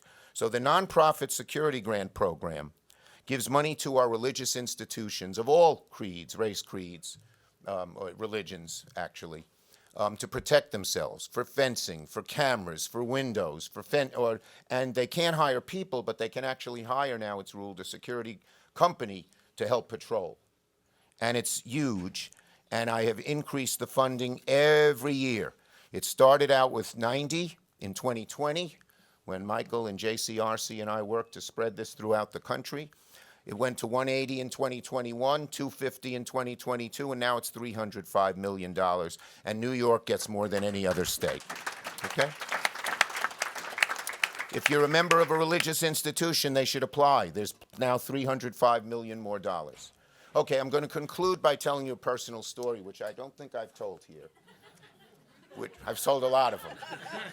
You know me since I was what we would call a pitzela, a little kid, when I was 23. I don't think there was a JCRC. Was there a JCRC in 1974? Okay, well, anyway. So, no, this is a serious story. It's about my family and my dad and how it affects me and what motivates me. So, my great-grandfather was a famous tzaddik, rabbi, learned man in Eastern Europe, in a place called Chortkiv. Chortkiv is 20 miles west of Lviv. It's in the western Ukraine. But he believed devoutly in the Bible, and as we know, in the Bible, the first commandment of God to man is what God said to Adam and Eve, Peru urvu, be fruitful and multiply. So he believed it devoutly and had 18 children with one wife. You know, it was one of those arranged marriages at about 14 or 15. Okay. But the Jews in Eastern Europe were poor. They couldn't be a farmer, they couldn't be a tradesman, they couldn't start these kinds of businesses. All they did was study. So the three youngest, including my grandpa, were sent to America to be raised by an uncle. I'll get to that in a minute. This is parenthetical, but worth saying. First, when I told this story to my caucus, I like to inform them about, our ways. I said, all they did was study, and Byron Dorgan, then a droll Norwegian senator from North Dakota, said, he had 18 kids? I said, yeah. He said he wasn't just studying. Anyway, on a much more serious note, the grand rabbi, my great-grandfather, the tzaddik, passed away. And when the Nazis rolled into Western Ukraine in 1941, they told the Jews of Chortkiv to gather in the town square. And they asked my great-grandmother, who's probably one of the most famous Jewish citizens of that community, to gather her whole greater family on her porch. There were 800 Jews in the town square. She gathered 33 people on the porch in the town square from ages 85 to 3 months. The Nazis said, you're coming with us. She said, we're not moving. They machine-gunned every one of them down. And that's what the Nazis did, not just to the Jews. They would go into a Polish town and ask either the priest or the school teacher or a businessman to go to the town square, and they'd shoot them. This is how vulgar and vile they were.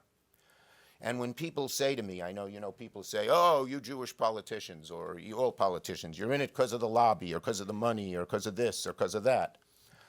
I say to them, I was for Israel long before I was in politics. I knew even as a kid I would have had a lot more aunts and uncles and nieces and nephews and cousins had there been in Israel.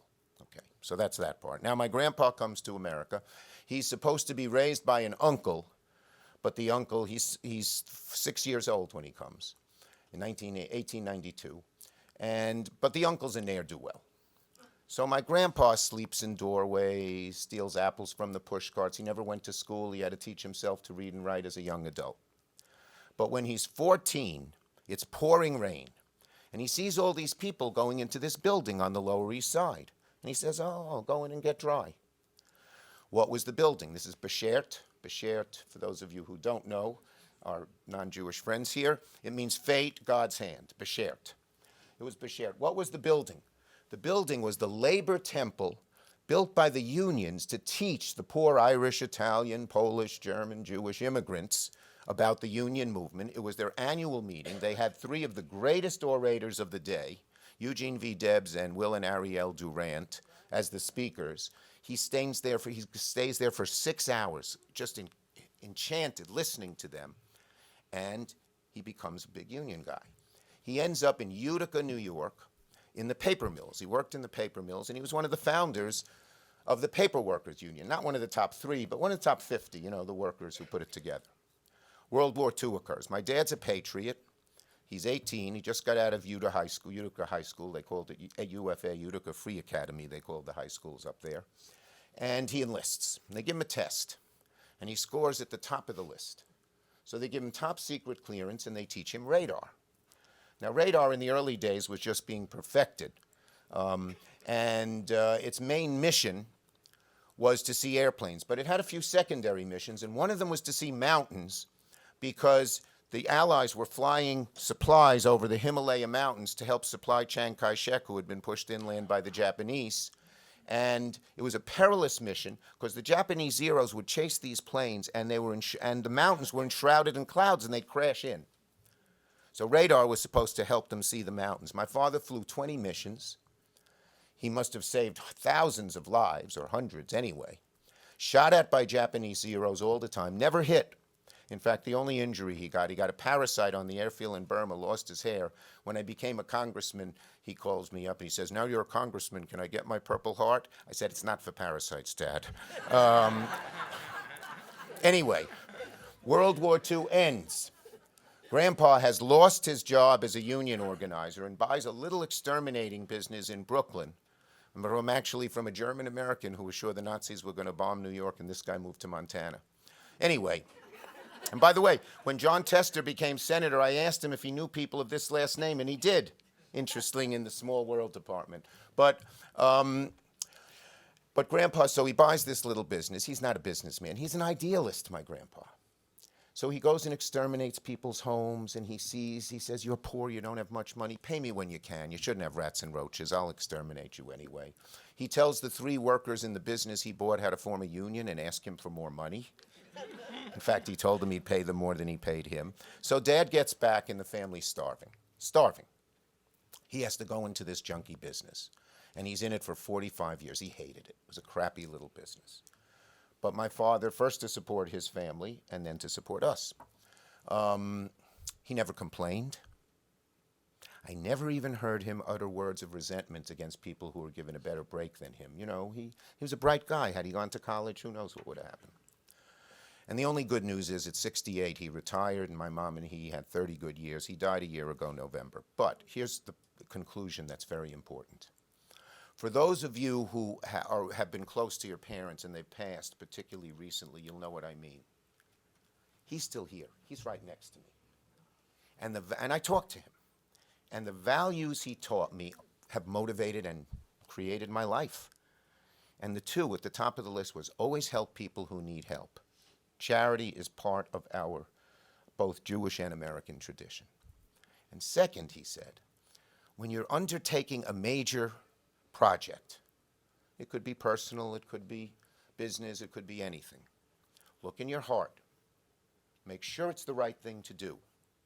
And once you're sure, Persist and persist and persist and never give up, and God will reward you and you will succeed. That's what I've done my whole life. I've looked into my heart and seen what we're doing is right, and once I'm convinced, I persist and persist and persist. And as the last 2 years have shown, my dad's right. We succeeded. So, folks, thank you for listening. Thank you for being such an important part of our community and fighting for so many of the things we share. And I look forward to having many more meetings on into the future at the great JCRC. Thank you very much.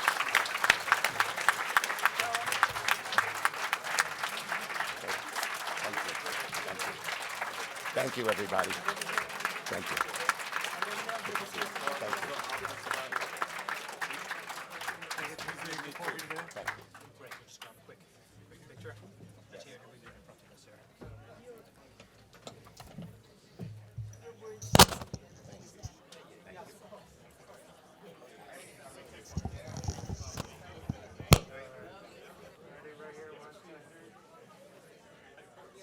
Was I the last speaker? Or you have some? No, no. Two more. One right here. Thank you. Thank you. Appreciate it. Thank you. My pleasure. Thank you, everyone. Please take your seats.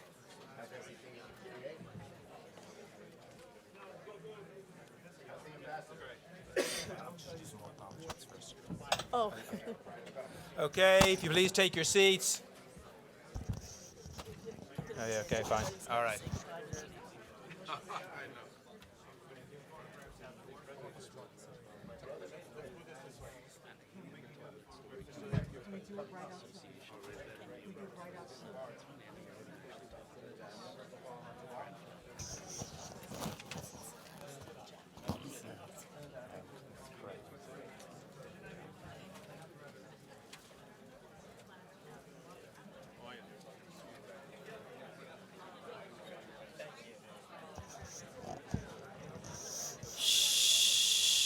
Everybody, please be seated. Okay, yeah, I was just getting everybody to sit down. Okay, here we go.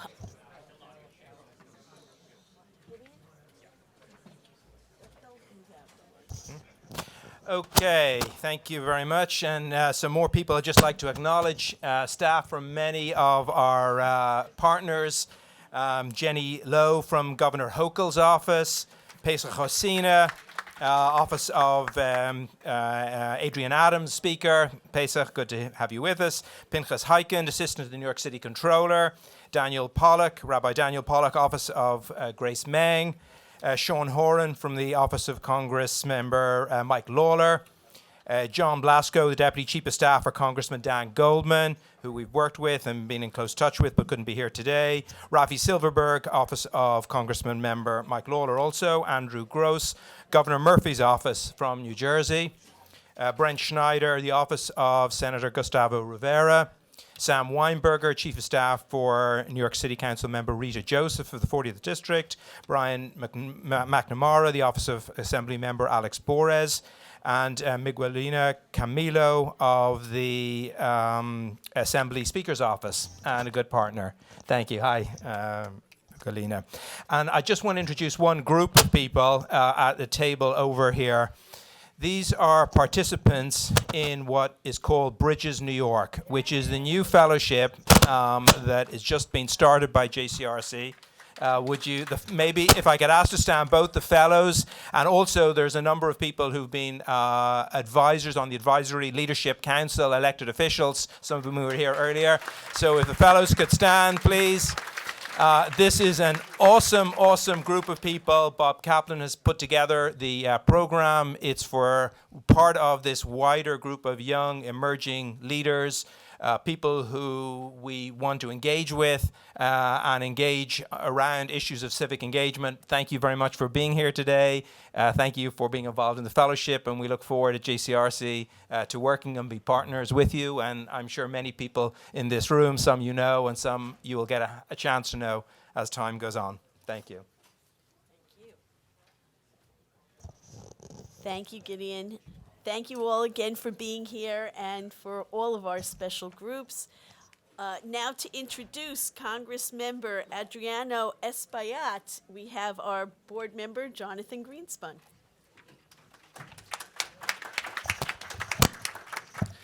Thank you, Cheryl. For those of you with cars in the parking garages, we've reached the halfway point. So we're almost done. I am actually going to try to speed this along because to give an introduction to someone who really needs none should not take me a lot of time. Congressmember Adriano Espaillat has served as an assembly member, as a state senator, as a Congress member. So if you ever run for council, you will hit for the cycle in New York City politics. But besides being an incredible friend to our community, the Congress member serves on some of the most important and pressing committees when it comes to issues of New York City, from appropriations, education, transportation, you name it. And the thing I really love about him is no matter where he goes, no matter what he does, he always, despite working in Washington, D.C. and Congress, always has a bright smile on his face. So we really appreciate your enthusiasm and your advocacy.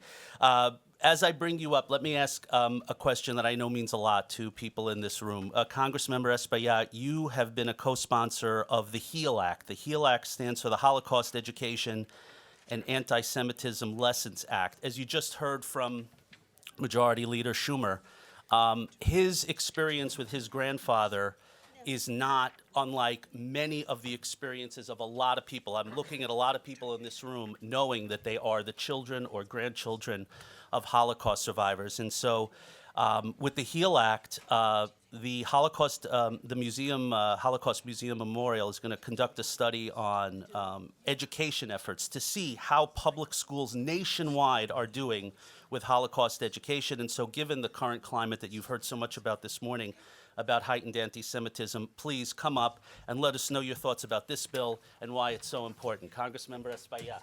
Thank you. Thank you so much. Thank you so much. And thank you for the JC. Michael Miller. I also traveled to Israel with Michael Miller. I think Judy Raffogel was on that trip back in 1998, maybe? A long time ago, Jay, a long time ago. But certainly, Michael and this organization have done a tremendous job at educating New Yorkers and folks across the country about Israel. And I remember on that first trip, I came back with the feeling of how terrible it must be every day to get out, go to work, or go to school, or get on with your business for the day, not knowing if you were going to be a victim of an attack. And so the level of stress and trauma that may cause on a community, on a family, on an individual, I don't need to address. I'm sure all of you know how difficult that may be. So thank you to this organization for providing that opportunity to educate people. And of course, I am the co-chair of the Latino Jewish Caucus in Congress, and there's a reason for that, I believe. First and foremost, I was raised in Washington Heights, and so what does a young immigrant boy that came from the Dominican Republic, what propels somebody like me to become chair of the Latino Jewish Caucus in Congress? Well, I grew up in Washington Heights. At one point, Washington Heights was considered Frankfurt on the Hudson, right? And at George Washington High School had luminaries like attending like Jacob Javits and Alan Greenspan and Henry Kissinger. And Dr. Roof still lives in Washington Heights. So I guess that sharing the neighborhood with the Jewish community made us all aware of it, of their plight during the tough days in the 90s when the crack epidemic shook the city up and drove a lot of people out of the city. It was the Jewish community there that stood there alongside with the Dominican community and stayed in Washington Heights and weathered the storm And so that brought us all closer together. And the history, right? And then I learned about Sosua and Island Paradise. We had an exhibit at the Holocaust Museum on how the Dominican Republic was the first country to open the doors for the survivors of the Holocaust. And we, both myself and the former AG, had a wonderful exhibit there at the Holocaust Museum. And on my first trip to Israel, Judy, I carried with me a book that was given to me by a friend of my late dad, which was called Sosua, Island Paradise.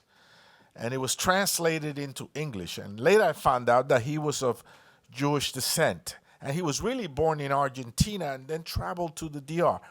And there, you know, I gave this pocket-sized book. I brought about 10 of them with me to some of the the Israeli officials on that trip, so they would learn a little bit more about that great history, right, between us.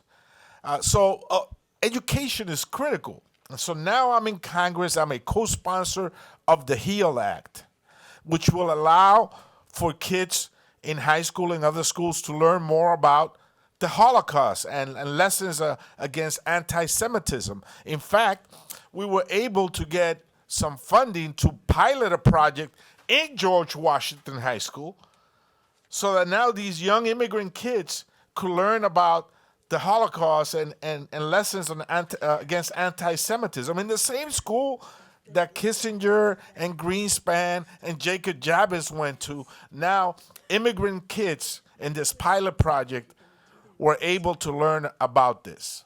And so I spoke to the principal recently, because it was done for the first time last year. And she told me it was empowering for the kids, that they really knew nothing about it. They didn't know the names of the concentration camps. They didn't know the details of this horrible chapter in history. So sponsoring this, I think, not only brings people together, but it empowers young people and is a direct hit against anti-Semitism. And so during these days that we see a rise in anti-Semitism, I see no better way, Jay, no better way to fight this than education for our young people. And yes, we must have that at the high school level. We must that even at the intermediate school level, some level of teaching to ensure that our young people know about this. So I'm a co-sponsor of the HEAL Act. It's very important, particularly now when the number of Holocaust survivors are dwindling. We must never forget. But we must never forget must not just be a slogan. It's got to be followed up with some real action, with programs and initiatives that will ensure that we never really forget. And so I pledge to continue to work with you to make sure that we continue to have this pilot program in that high school every year. And we got a private citizen just to come in and say, I want to work with the congressman and the local council member, and let's go to, I spoke to the superintendent in the school, and he said, let's pilot this at this school that has this great tradition. And so we must continue to do that. We must continue to fight. It's never over. It always sticks its ugly head out there. We must fight every single, just recently I had my State of the District, and it was interrupted by some Larouchians that are Holocaust deniers and spewing pro-Russian statements. So this is never over. We must continue to fight this every single day of the year, and I'm sure this organization and others will ensure that we do that, and that we do it across the city of New York, in every neighborhood, so that it becomes an integral part of the curricula, that people learn about it in detail. They know what a horrible chapter in history was, that they detect anti-Semitism, and that they know that hatred against everybody is hatred against ourselves as well. So thank you for what you do every year, and I hope to continue to be a partner in this. Thank you. Thank you so much. Just like to acknowledge a few more people here. We have so many people who have joined us today. Marissa Barak and Brandon Pinsker from AJC. AJC, important partners for JCRC. mentioned many times, but let me acknowledge the debt we all owe to Michael Miller. Michael just been such a colleague, leader, and for me a mentor. Michael, it's just wonderful that Michael's here and continues to be fully engaged in JCRC.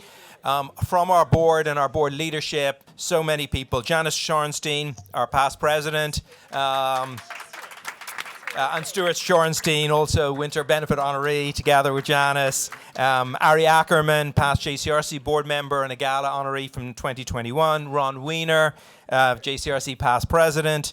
And board members Jonathan Adelsberg, Sandy Antignas, Stuart Kahn, Brian Cohen, Stephen Cohen, David Fine, Ezra Friedlander, Esther Fuchs, Jonathan Greenspan, Jessica Haller, Jay Hershenson, Karen Kastner, Brad Korn, Jeff Levine, Jean Rachmansky, Zoya Rains, Eric Rechtschaffen, Anna Prop-Riesenberg, and Marissa Shorenstein, as well as Stephen Wills. And I think that's a sign of just how supportive and engaged a board we have. It is so wonderful to have a board as committed and engaged to this organization.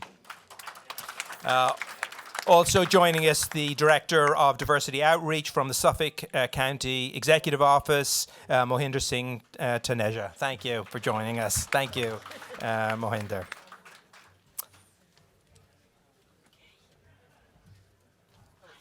Good to see you. So our board member Karen Kasner will be introducing Congresswoman Yvette Clarke. With pleasure.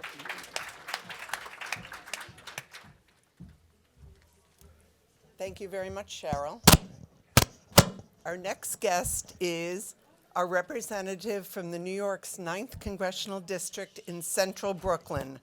She is a senior member of both the House Energy and Commerce Committee and the House Committee on Homeland Security, and she serves as first vice chair of the Congressional Black Caucus and chairs its Immigration Task Force. Please welcome Congressmember Yvette Clarke. So I'm going to ask you a question. Congressmember Clarke, the murder of Tyree Nichols is on the minds of so many New Yorkers as well as the rest of the nation. When George Floyd was murdered, many in the Jewish community stood in solidarity with the Black community to express our support against systematic racism and for the rule of law to be applied equally and fairly to all people.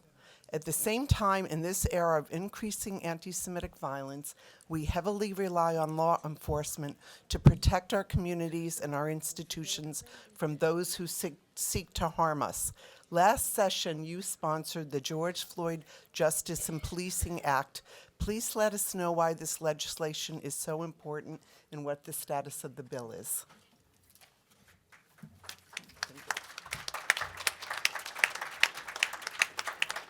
Let me first of all start by thanking Karen for that wonderful introduction, and let me acknowledge Cheryl Fishbein, Ben Gullub, and Gideon Taylor. Let me also add, of course, my kudos to a man who has been a real champion in educating and uplifting our communities overall, but the Jewish community in particular, none other than Michael Miller. And everyone has been talking about their trips to Israel with Michael Miller. It wasn't my first trip, but it was certainly my second trip with Michael Miller, and it was really an honor to be a part of the delegation. A pleasant good morning to each and every one. It's certainly my honor and my privilege to be here once again to just share some thoughts with the members of JCRC, its board, and its extended community. I do represent the 9th District of New York. That's Central and South Brooklyn. Exactly. And it's a wonderful, wonderful constituency. I think I represent the spectrum of the Jewish community in Brooklyn, from Lubavitch to Satmar to Bobov to Litvish to Yeshivish. I got them all. And so the work that I'm doing is truly a labor of love. I I was born and raised in my district, and for those of you who've already come up to me to ask about my mother, the Honorable Dr. Una Clark, she's doing very well, and she's snowbirding. Her and my father are living comfortably in tropical, beautiful Jamaica, and they'll be back in March when the thaw comes. So we've seen over the past few years the murder of George Floyd and the brutalization that led to the death of Tyre Nichols. And it's a wake-up call for our nation. Continues to be a wake-up call. It brought into focus the painful truth about policing in America that cannot be ignored and must be addressed. We need accountability and a concerted effort on all fronts to create police reform. I believe the George Floyd Justice and Policing Act is that critical piece of legislation. From banning all chokeholds nationwide to necessary restrictions on no-knock warrants to ending religious, racial, and discriminatory profiling, this legislation would accomplish much across a wide scope. But what I find to be most transformative component of this bill is in how it prioritizes securing the accountability, tragically absent from our police departments when crimes of this nature occur. We've witnessed far too much needless pain with little to no recourse to walk another or any other path.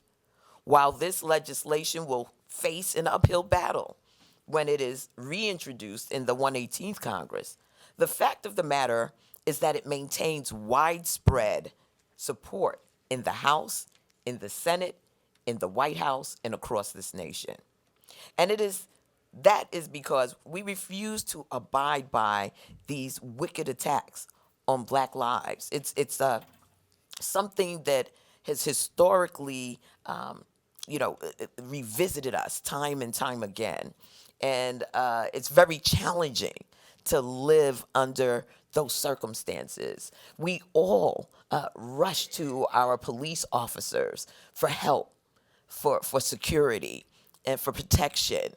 And rogue cops undermine that security, that inability for individuals to be able to reveal what may be taking place in our communities that ultimately keep us safe. For people who have for so long faced such ceaseless, baseless antagonism, I understand reforming law enforcement, particularly at this time of relentless, unapologetic bigotry, can be a troubling thought. But please make no mistake, not one of these proposed reforms would hinder the police's ability to respond to a crisis.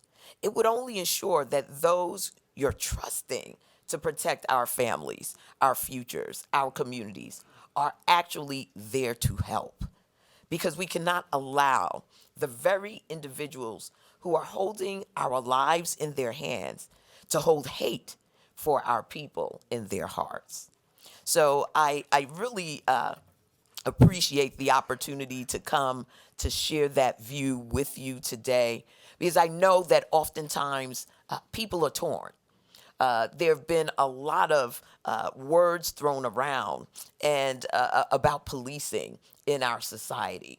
And to me, it's a way for us to turn away from what is, I believe, a cancer that really needs to be exorcised from departments across this nation. It needs to be extracted, from departments across this nation. And through that, we are now moving into a 21st century policing that enables us to keep our communities safe, enables us to make sure that those within our communities who would do us harm can be reported on. And at the same time, it respects the humanity of each and every one of us. So let me take this opportunity once again to say to JCRC, thank you so much for all of the work that you continue to do throughout our nation. I do want to say a few things about anti-Semitism.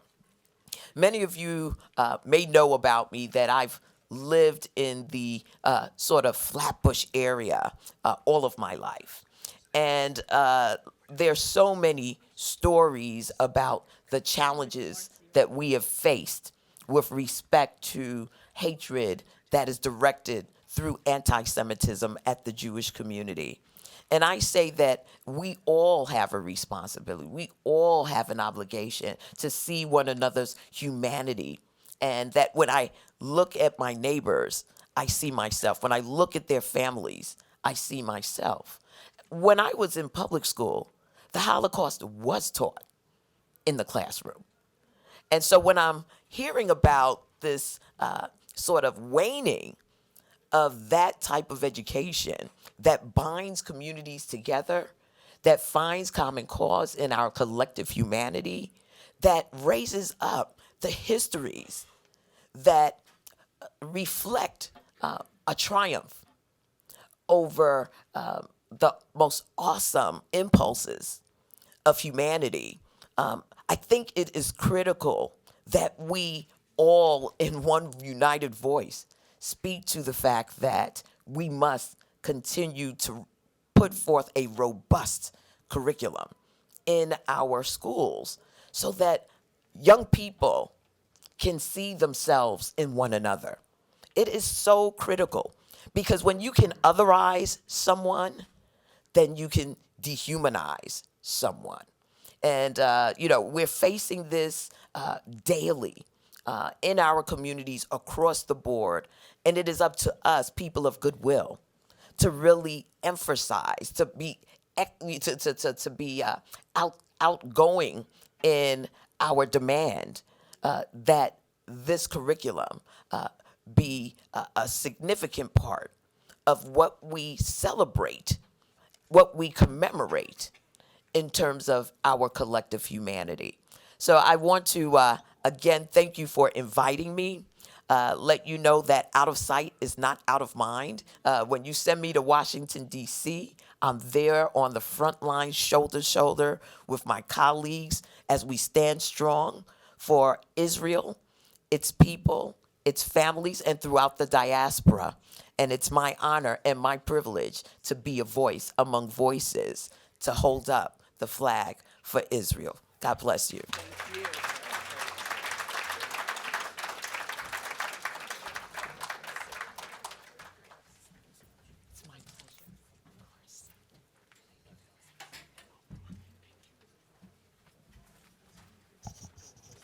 Thank you. Okay, so I just wanted to, as we draw to a close, just to acknowledge a few last people also who've been here, and thank you. And I see Janice is back in the room, so I want to thank you again. Mendy Murachnik, board member and president of COJO Staten Island, and in both as board member and in his COJO capacity, close friend, working partner with JCRC. Jen Falk, who chairs the Israel Parade, co-chairs it together with Aaron Rosen, and thank you, and Judy, of course, Judy Kaftal, sorry. Thank you, Jen, for all your advice and help. Rabbi Eli Cohen of Crown Heights, JCC, pleased that Eli is here with us. So I want to close by thanking everyone who participated. I'm not sure if I missed anyone here. If I missed anyone, apologies, or maybe you can wave if there's any board members or anyone else I've missed. You were, I think you might have been out of the room.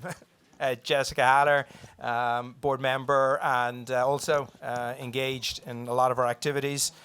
I want to thank everyone. Oh, and Judge Urchi Fryer, sorry. Judge Fryer also here. Sorry, it's hard to keep up and see everyone in the room. Judge Fryer, good, glad you're here as well. Thank you. I want to thank Craig Newmark Philanthropies for sponsoring the event today. Craig was here earlier.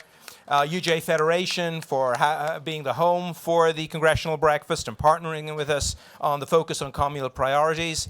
You see the copies you have here. Please feel free to take it, or we can send you electronically. We appreciate our past presidents, officers, and board members who've participated today in this program and in all our work. and an incredible staff who have put this together. Sorry, just 1 second. Just 1 sec, because the amount of work done by the staff to put this together is enormous. And I just want to mention, thank you, I just want to mention, I'm doing it in alphabetical order. Rebecca Fetterman, Marcy Fishman, Noam Gilboard, Jen Glick, Howard Pollack, David Pollack, Tzipora Shapiro, Hallie Shumate, Mark Wolf. So, and also our UJA friends, Louisa Chafee, Margot Paz, and Juliet Fitzpatrick. The staff did an incredible job. It was amazing and wonderful to see this room full, to have so many of our elected leaders, officials, friends, and partners to be with us today. We thank you for coming, and we look forward to seeing you at our spring gala in May, and of course at the Celebrate Israel Parade, June 4th, 5th Avenue. Thank you very much for being here today. Thank you.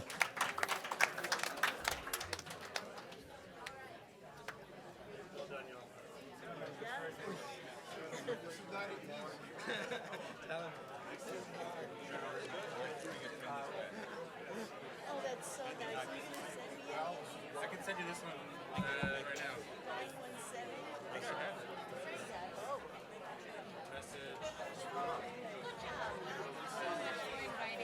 Oh, thank you.